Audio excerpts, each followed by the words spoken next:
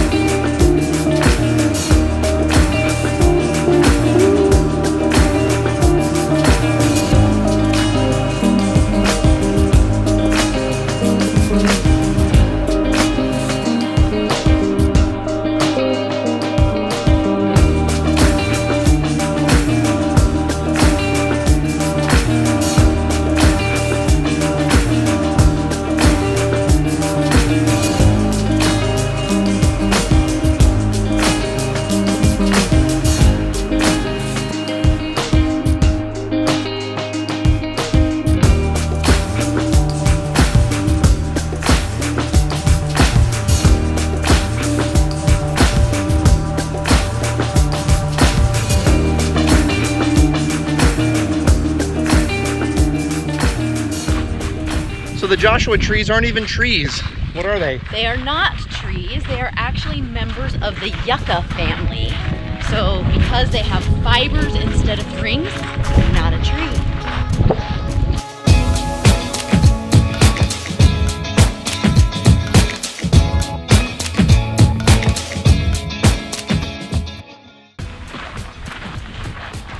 So do you want to know why they're called Joshua trees? Huh. Why are they called Joshua trees? Well, they are called Joshua trees because when the Mormon settlers first came to the area, they thought that the trees looked like Joshua lifting his arms up to the heavens. So there you go.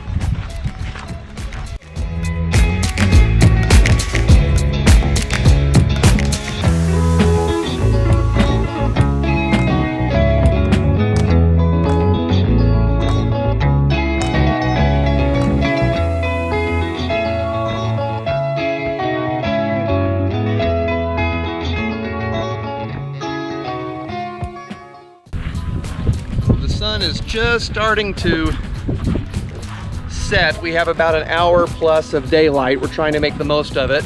And we are near Jumbo Rocks and looking for Skull Rock. We do not have a trail map, so we're giving it our best guess. So let's see if we can find Skull Rock.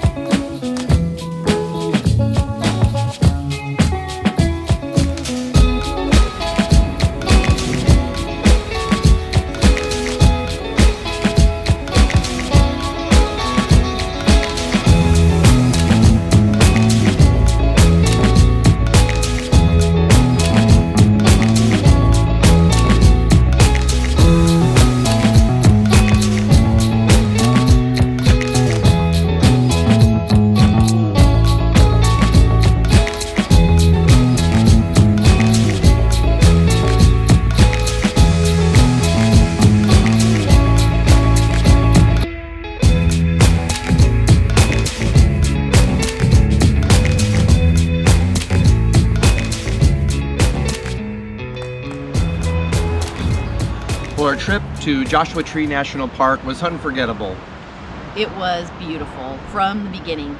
We were staying in Laguna Beach, California, so we had to do about a 2.5-hour drive to get to the national park, and the drive itself was incredible. We got to pass through mountains that were lush green, covered in flowers, and saw everything from windmill farms, which were really neat because it was right by the road. We haven't ever seen a windmill farm like that, kind of more in an urban setting. Usually we see those out on the highways in Colorado, out in the middle of nowhere, so that was interesting. But we saw the lush mountains, then we saw some mountains that were covered in snow still, and then you got to the desert area where it was just basically large piles of rocks. So beautiful drive from the beginning just to get to the park. So even loved the drive. We really wanted to take some footage of the Joshua trees and really wanted to use the drone, but we knew that we couldn't do that inside the national park. Luckily, there was a big area of public land outside the park, and we were able to get a few shots. So by the time we did get to the park, it was about 3 in the afternoon. So we knew we weren't going to have a lot of time there. So we were going to try to hit up some of the main features. We wanted to make sure that we saw like the Skull Rock and the Arch Rock and the cactus fields and of course the Joshua trees. So that was kind of our plan, was to hit at least those 4 main things on the short amount of time that we would have. When we arrived, it was fairly late in the afternoon because we were limited on time. So we got there around 4. And already the small visitor center entrance, the ranger station, was already closed and there was no place to pay.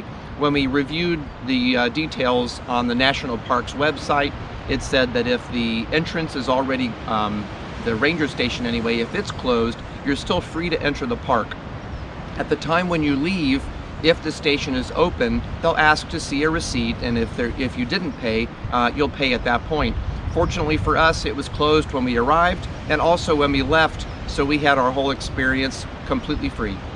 So it is going to be important if you visit and you want to make sure that you see a ranger, which we had kind of hoped for so that they could give us some advice on quickly getting to the things we wanted to see. The actual visitor centers are in the towns right before you head to the national park. So there's one in the town of Joshua Tree, and there's one in the town of, I can't remember that name of the town, it has like 29 palms or something like that. Right. So there's visitor centers on each end of those, but you want to make sure that you get there, you know, early enough that those centers will be open if you want some guidance from some rangers. Otherwise, you're going to have to be like us, grab the free map and just go for it, which was a little stressful sometimes, but we made it. We found the good stuff. It was great. It was good.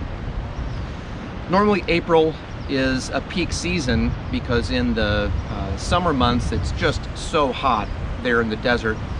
We read that April is one of the peak months, and then also November is a peak month. We weren't sure what to expect. Maybe it was because we were there on a late in the day on a Tuesday afternoon, but we were in April during peak season. But we were really shocked that there were not a lot of people there. We did see climbers, we saw families, and there were people enjoying all of the main sites, but it was never very busy. We were surprised. No, it was great. So one of the things we hope to do when we go back, we would definitely want to do some hiking, because that's normally what we would do on an adventure day for us.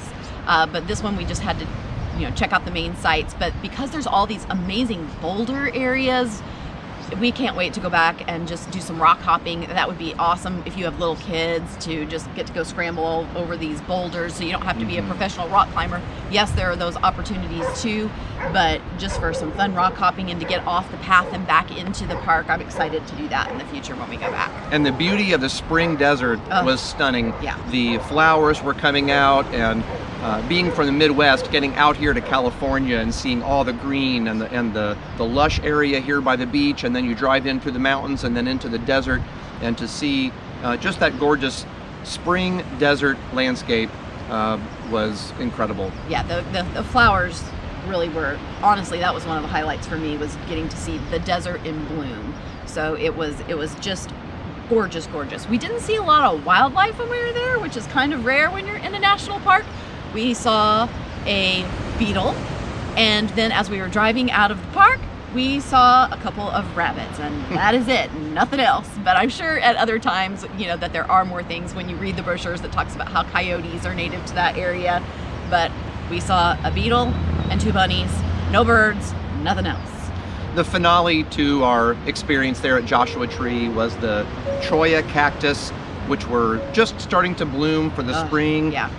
We caught it right at sunset, so it was really a beautiful way to end the experience. You have to be careful not to get too close to the Cholla cactus because of the spines are very apt to cling onto you and to dig into your skin. They actually have first aid kits around the area, sort of as a reminder, but also sort of just in case you wind up getting stuck by one of the cactus. But it was really beautiful. Yeah, no, so that's what the Cholla cactus means. It means the jumping cactus, because those little spines tend to jump off of the cactus onto whatever passes by. And they did have the first aid box where if that happened to you, you could get tweezers and stuff to get them out. And definitely in 2 weeks time, that place is going to be incredible with flowers. It's just starting now, and the blooms are beautiful on that. Go at sunset. It's great. So Joshua Tree, we will be back. It was a thumbs up. Thank you for a great time. Thanks for watching the video. If you enjoyed these videos, please remember to give it a thumbs up. We really appreciate that. Subscribe to the channel and come back for another adventure day soon.